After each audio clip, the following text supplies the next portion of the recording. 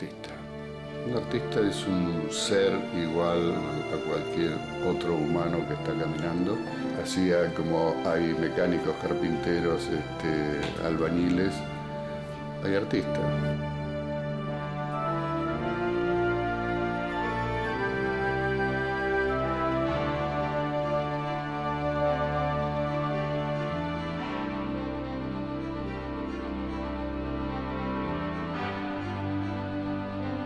Vamos, a ver. Ponlo acá, Laura. Este es a propósito del bicentenario.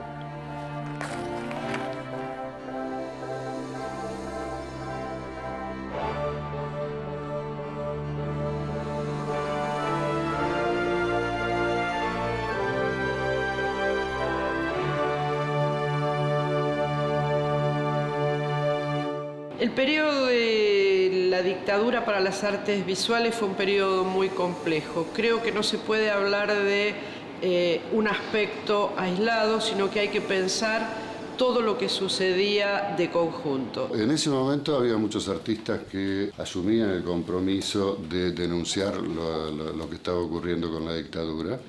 Y había otros artistas que seguían la vida como si nada hubiese ocurrido. Los artistas, así como el conjunto de los ciudadanos de este país, creo que hicieron en el periodo de la dictadura lo que pudieron. El señor de la esquina, el que vendía diarios, el que trabajaba en un almacén, sobrevivía como podía. Era un gobierno que no habían elegido, era una situación de represión generalizada y cada uno actuó desde su lugar como pudo y como lo permitieron las circunstancias históricas.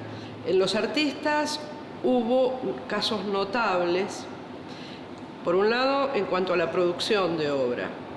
Algunos decidieron, tal es el caso de Carlos Gorriarena, un personaje extremadamente politizado, que sabía lo que estaba sucediendo en el país, tomaron como una actitud militante exponer una vez por año y que sus obras hablaran de lo que estaba sucediendo en el país. Trabajaba de forma freelance para distintas editoriales. Junto con Jorge Sarudiansky hicimos el diseño del diario La CGT de los Argentinos.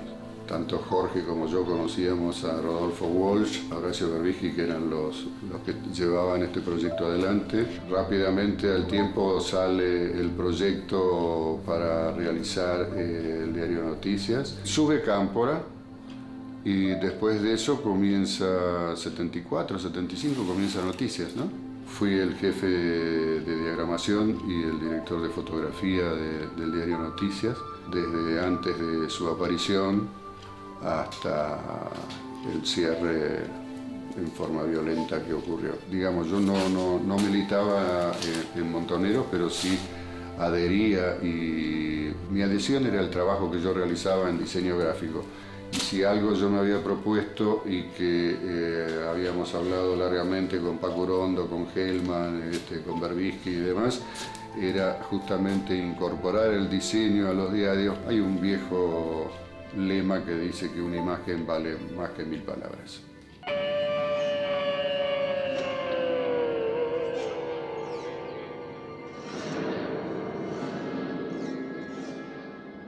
Bueno, yo creo que hubo muchos artistas que tuvieron que exilarse. El caso de Di Stefano, Noé, Alonso. Yo decidí quedarme. Fue una época bastante dura. Los primeros meses, en el 76, yo inocentemente me quedé refugiado en mi taller, casi como una vuelta al vientre materno. Era una sensación de varios meses de estar encerrado, aprovechando a dibujar y pintar. Y lentamente, bueno, comenzó la vida diaria, empecé a retomar las clases, el taller, y después lentamente comenzaron a llegar los demás. Y realmente yo creo que las artes visuales fueron un territorio donde se manifestaron muchas formas de resistencia a lo que estaba sucediendo en el país. En ese sentido, los talleres de los artistas funcionaron como lugares serios de resistencia. Y pienso en el taller que mantenía Oscar Esmoche en lo que fueron los talleres de Cangallo. En este taller lo conformábamos, que estaba Víctor Gripo, en la época de la dictadura, hizo un horno de pan en la Plaza Roberto Ar, en Esmeralda, en pleno centro, y regalaba el pan a la gente, lo cual fue clausurado por la policía porque, digamos, comprendieron rápidamente que estaba proponiendo. Alberto Heredia, que era un escultor, que también hacía una serie de esculturas que eran todos tipos envueltos en vendas de yeso, inmovilizados. Después vino Carlos Gorriarena, que es muy conocida su obra, la obra que hizo durante esa época. Estaba Emilio Renard, que trabajaba, su imagen en ese momento tenía que ver con quemaduras de papel. Y esos lugares eran centros donde los jóvenes iban a aprender con los maestros, pero no solo se hablaba de pintura. Lugares de resistencia mínima, pero lugares de resistencia. Frente al silencio que se imponía desde el Estado, allí se hablaba, se ejercitaba la palabra, el pensamiento crítico y una posición que creo que redundó en esta gente al punto tal que después fueron artistas emblemáticos de la generación siguiente, de la generación que surge con la democracia. Un día dando clases, inesperadamente me golpearon la puerta y aparecieron una cantidad de señores de civil con uniforme y muchos enmascarados, 100, 200, y habían cortado el tránsito y estaba lleno de camiones y autos. Nos tomaron un exhaustivo examen, tanto a Víctor Gripo con su obra y a mí con mi obra. Fue muy violento porque había dos señores de civil que cuestionaban todas las obras y daban sus puntos de vista con una formación bastante especial, yo diría. Mucho conocimiento de causa de lo que era la composición de un plano, el equilibrio, colores, etcétera, etcétera. No eran dos iniciados o recién llegados al tema. Y la manejamos, la piloteamos bastante bien con Víctor Gripo y los alumnos que lentamente después tuvieron la posibilidad de retirarse y nos hicimos cargo y nos quedamos solos en la casa varias horas con esta gente hasta que se retiró. Así que acá son todos artistas. Esa obra es suya. Por lo que veo, todo lo que hace es figurativo. Bueno, el caso de Germán Gárgano es muy especial, justamente porque involucra a alguien de quien yo hablaba anteriormente, que es Carlos Gorriarena. Germán fue detenido no por su actividad plástica, sino por su compromiso político. Y en la cárcel él se vincula con la plástica y decide desarrollar esto. Esto lo hice en el 75. Yo no me dedicaba a la pintura. Esta es la celda vista de adentro. La puerta, Sierra Chica es esto, ¿no? Siempre estábamos todos los días caminando los patios. Uno dijo, vamos a pintar, así estamos. Y yo seguí con ellos para continuar esta relación cotidiana que teníamos. Entonces, bueno, nos metimos, hicimos de la celda un taller. Entonces, en vez de salir al patio en las horas que nos daban, entonces uno iba a hacer esta actividad en vez de salir. Para él fue la pintura un modo de supervivencia al interior de la cárcel. Entonces yo empecé a hacer unos trabajos de pintura. Claro, me fue tomando cada vez más esta historia, ¿no?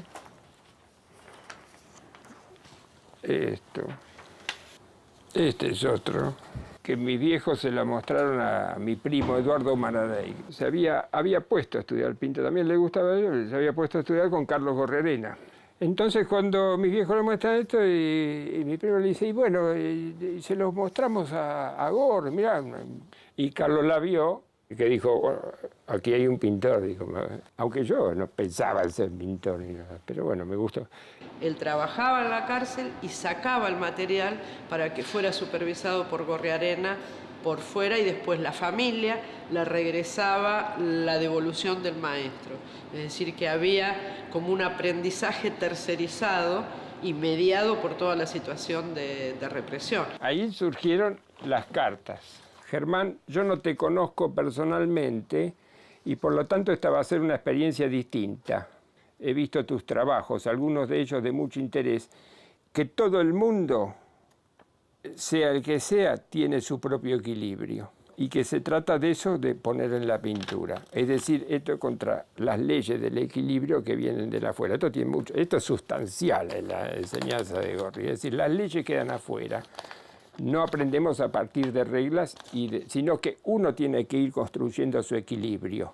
Pero digo, lo suyo fue un lento aprendizaje. Ese aprendizaje creo que fue lo que lo sostuvo en la cárcel.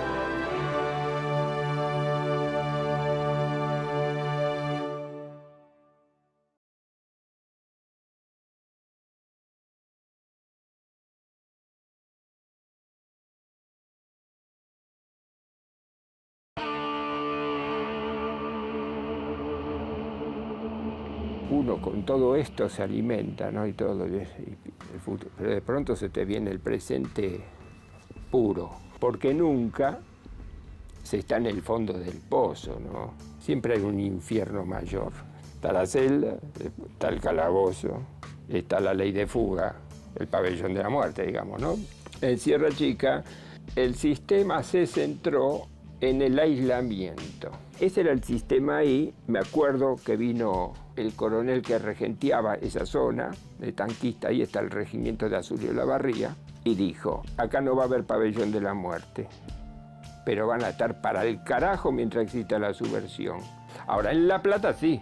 Por ejemplo, en el caso de Dardo Cabo, que yo en Sierra Chica estaba 5 celdas míos, bueno, a él lo trasladan a La Plata, va a parar ahí, y cuando lo vuelven a trasladar para acá, le aplican la ley de fuego, lo meten en el camino. Nosotros eso no teníamos, pero era una espada que teníamos ahí. El calabozo ya era un tema, ¿no? Era también otra espada, ¿no? Recuerdo un fin de año y el guardia levanta la ventanita esta que está acá, esta, ¿ves? Que por ahí te pasan la comida, y acá está la mirilla, el ojo, ¿eh? Levanta, usted, prepare las cosas al calabozo. Así, era la redada para fin de año, 30 el calabozo. Y eso fue un mes en el calabozo. Un mes es terrible. Yo te puedo asegurar que los 10 primeros días en esta cárcel que era del año 1880, que tiene los postigos, todavía lo sigue teniendo, las chapas de metal que a las 7 de la tarde los comunes van cerrando todo, con un fierro así cierran toda la hilera y tiene redondeles de respiradero y todas las chapas de hierro, ¿no? Son esos cambios así donde te están dando acá, viste, 10 días, hacerla creo que era.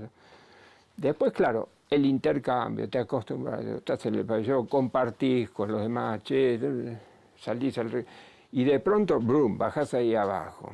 Es como que te vuelve a situar en el estómago de la hiena. Bueno, finalmente cuando Germán sale es un artista exitoso y reconocido como es hoy en día. Bueno, yo salí y de entrada ahí al mes fui a conocerlo a Carlos, al taller, obviamente, a un día que justamente estaban dando clases y entré a trabajar ya en directo en el taller, ¿no? Fue un encuentro, un tipazo, realmente. Yo estuve hasta el 83 con él. Después, bueno, siempre siguió una relación hasta que murió en el 2006. Vuelvo a decirnos, mi idea no era pintar. Yo a los 18 entré en la Facultad de Medicina, Derecho. Y de pronto sí se me apareció un bichito que dijo, ¿y por qué no esto, no? Y nada, me volqué a la pintura. De ahí, bueno, entré a pintar, mandaba a los concursos y a los salones. En ese momento no había tantos espacios para mostrar como ahora. Saqué ahí el Premio Municipal de Pintura en el 86. Yo parto o de imágenes que se me arman a mí, de la imaginación puramente, escenas de películas, de las que tomo como punto de partida.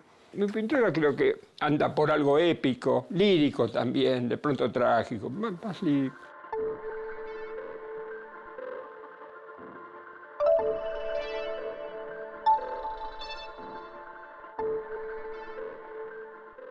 Volviendo a Smolle, y es creo que paradigmático también, el 24 de marzo él pone sobre la tela, a pesar del miedo que ya traíamos de las 3A y del accionar previo a la dictadura de las fuerzas represivas, él hace una obra donde utiliza sombras y el tema del camuflaje de las vestimentas militares. En el caso de él se habla, se dice, quien quiere ver, ve lo que está poniendo en la obra. Bueno, en ese momento estaba trabajando con unas pinturas que realizaban, que eran manos, y las sombras que proyectaba se comenzaron a independizar de la mano relatora, digamos. En la medida que se iba complejizando la situación a partir del 76 o previamente al 76, las sombras que emitían la mano ya no eran lo mismo, ¿no? Digamos, se habían independizado y las sombras ya eran siniestras y empezaban a relatar un poco, a dejar plasmado qué estaba ocurriendo. Esta muestra, que fue pactada en el año 75 con la Galería Carmen Bo, nefastamente o curiosamente se inauguró el 23 de marzo del 76, a las 7 de la tarde, o sea que tuve tiempo de inaugurarla y después la galería estuvo cerrada 3-4 días por el golpe. Esta ya es del 78, ya abiertamente acá aparece los camuflajes, pero el asunto era ver elípticamente cómo se podía hablar de algo que estaba ocurriendo y que era bastante monstruoso. A diferencia de quienes dicen que se trató de una lucha entre dos ejércitos, yo estoy absolutamente convencida que se trató de la lucha de un Estado dictatorial que anuló todas las leyes y que ejercitó la represión sobre el conjunto de los ciudadanos, fueran estos comprometidos o no políticamente. Algunos sectores, por supuesto, apoyaron este accionar del Estado.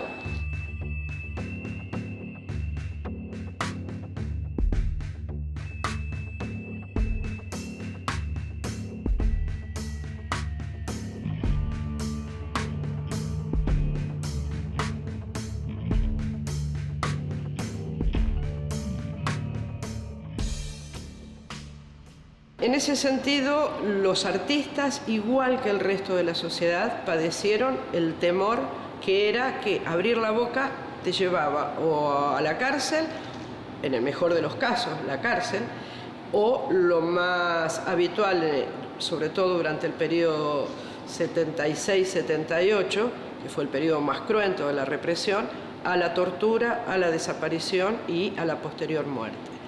Los artistas inevitablemente tuvieron que adoptar formas que le permitieran saltar este sentimiento. Esto fue publicado en el año 81, en la época de la dictadura. Podría decir que yo no elegí la figuración, sino que la necesito. Ahora, en este momento, de lo que podría llamar mi obra. Podría escribir, pero en este momento mi lenguaje es el de mis dibujos, pinturas y grabados. Y me sirve para documentar este momento, para resolver plásticamente el tan debatido tema del artista en la sociedad, mi compromiso.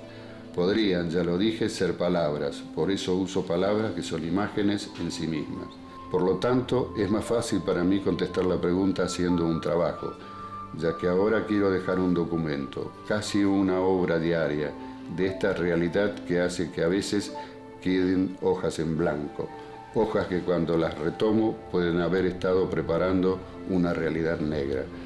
La obra, mis imágenes, tienen que hablar de lo que yo no puedo escribir, que la obra encuentre el equilibrio exacto, claro, que la haga autosuficiente para cumplir con mi compromiso, el compromiso plasmar mi presente. Otros artistas como Fermín Eguía pusieron directamente sobre la tela la palabra temor y en sus obras aparecen monstruos, son en general escenas nocturnas, los coches, personajes siniestros que aparecen en diferentes lugares, son modos también de decir y estoy convencida de que quienes vieron sus pinturas sintieron el mismo miedo que se sentía en la calle. Lo que hicimos, lo que yo propuse a un grupo de artistas era que nos encontrábamos en el Bárbaro 2 días a la semana. El Bárbaro fue realmente un lugar de encuentro para todos los artistas. En un momento determinado se brindaba y hasta el sábado que se hacía el otro brindis. Vernos, constatar que estábamos y que no nos había ocurrido nada.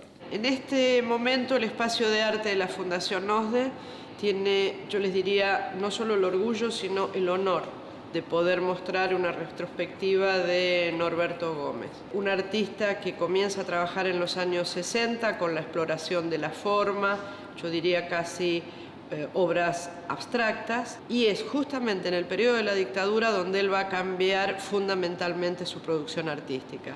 Él dice que está harto de un medio que habla por alusión y decide que su obra hable nuevamente de todo esto que estaba sucediendo en el país. Y es ahí donde él presenta una de sus muestras más dolorosas, como es la serie conocida habitualmente como la serie de los chinchulines. Es decir, Norberto está trabajando con lo más descarnado de lo que está pasando en ese periodo. La sangre, los chinchulines, la carne exhibida, todo lo que es doloroso y sanguinario, ¿no? Es la represión misma, que un Estado destroce a sus ciudadanos.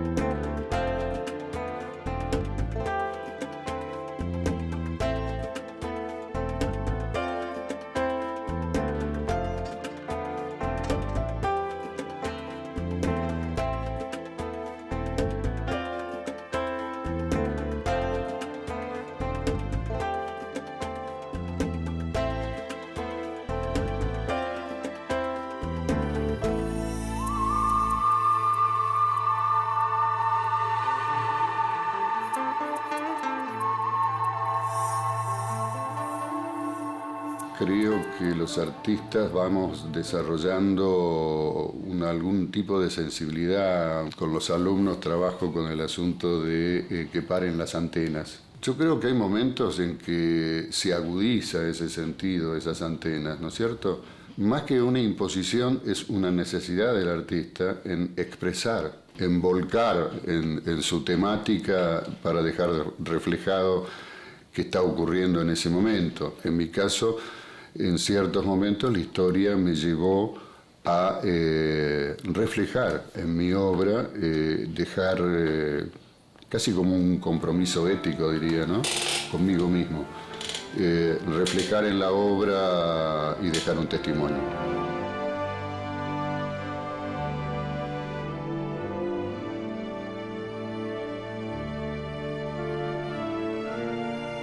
Las ideas no están antes, ¿no? O si están, son un disparador. Después, lo que pasa es que la idea surge a partir de lo que uno trabaja. No sé, quizás inocentemente, al no estar encuadrado, yo consideraba que no estaba involucrado en todo lo que estaba pasando o lo que había pasado, con lo cual estaba absolutamente involucrado y todos mis amigos, los acabo de nombrar, Rodolfo Walsh, Paco, que era mi gran amigo, Juan Gelman, se tuvieron que ir obviamente. Yo quizás en forma muy inconsciente me quedé, tuve suerte.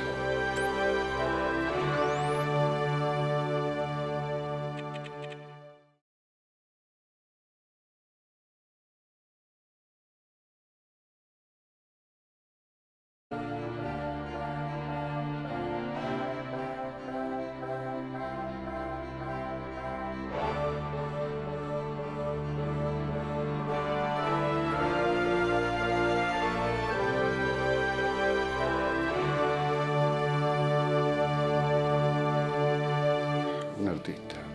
Un artista es un ser igual a cualquier otro humano que está caminando. Así como hay mecánicos, carpinteros, albañiles, hay artistas.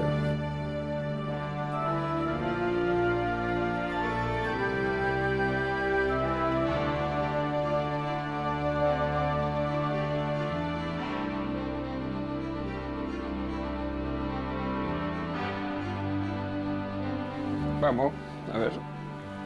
Como el conjunto de los ciudadanos de este país, creo que hicieron en el periodo de la dictadura lo que pudieron. El señor de la esquina, el que vendía diarios, el que trabajaba en un almacén, sobrevivía como podía. Era un gobierno que no habían elegido, era una situación de represión generalizada y cada uno actuó desde su lugar como pudo y como lo permitieron las circunstancias históricas. En los artistas hubo casos notables, por un lado, en cuanto a la producción de obra. Algunos decidieron, tal es el caso de Carlos Gorriarena, un personaje extremadamente politizado, que sabía lo que estaba sucediendo en el país, tomaron como una actitud militante exponer una vez por año y que sus obras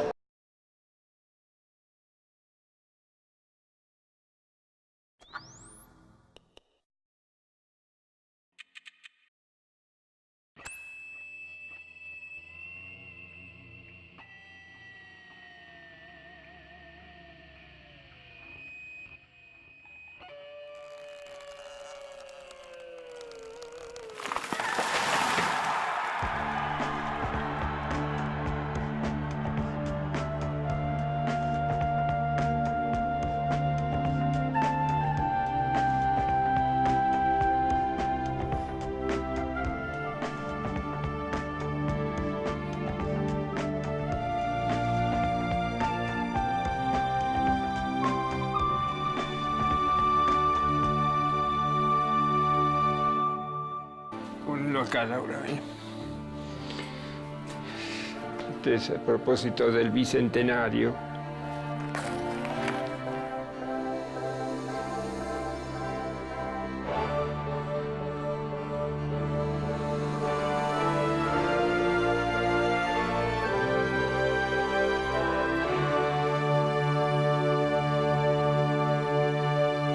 El periodo de la dictadura para las artes visuales fue un periodo muy complejo. Creo que no se puede hablar de un aspecto aislado, sino que hay que pensar todo lo que sucedía de conjunto. En ese momento había muchos artistas que asumían el compromiso de denunciar lo que estaba ocurriendo con la dictadura, y había otros artistas que seguían la vida como si nada hubiese ocurrido. Los artistas, así como